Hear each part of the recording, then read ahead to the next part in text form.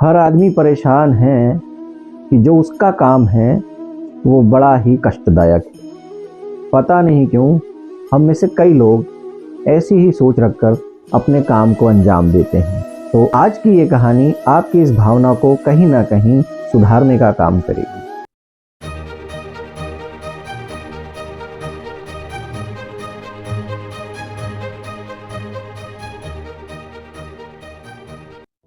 तो हुआ यूं कि एक बहुत अच्छा राजमिस्त्री यानी जो मकान बनाता है उसे राजमिस्त्री हम कहते हैं, वो एक बहुत अच्छे कॉन्ट्रैक्टर के साथ काम करता था।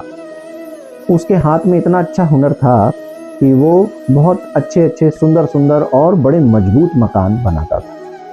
उसकी उम्र हो चली थी, वो लगभग 60 वर्ष का हो चुका था और उसने अपने कॉन्ट्रैक्टर से कहा कि अब मेरी उम्र हो चली है और अब मुझे काम से छुट्टी दे दीजिए, अब मैं काम आगे और नहीं करना चाहता।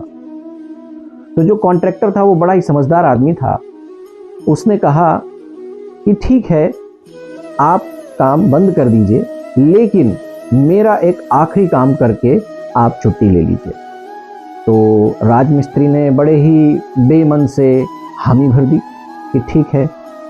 फिर कॉन्ट्रैक्टर ने उसे एक बहुत ही सुंदर सी कॉलोनी में एक मकान बनाने के लिए ऑर्डर दे दिया कि आपको यहाँ पर इस प्लॉट पर एक मकान बनाना है।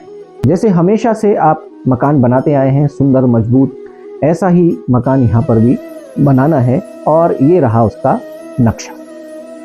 जो राजमिस्त्री था उसका मन मकान बनाने में तो लग नहीं रहा था, तो उसने जैसे तैसे जल्दी मकान को बना दिया और उस कॉन्ट्रैक्टर को चाबी देने गया।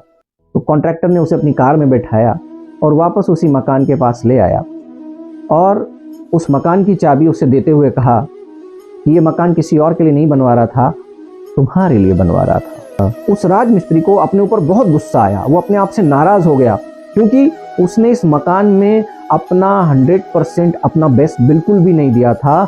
जल्दीबाजी करके, टाल मटोल करके इस मकान को उसने बनाया था।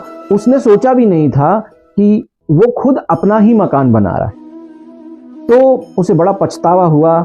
उसने वो चाबी तो रख ली, अब वो कुछ कह तो सकता नहीं था कि इसमें बहुत सारी कमियां हैं, बहुत सारी जल्दबाजी में गलतियां हुई हैं, लेकिन उसे वो चाबी रखनी पड़ी और वो जो मकान कॉन्ट्रैक्टर ने उसे गिफ्ट किया था उसे लेकर के उसे बड़ा पछतावा हुआ।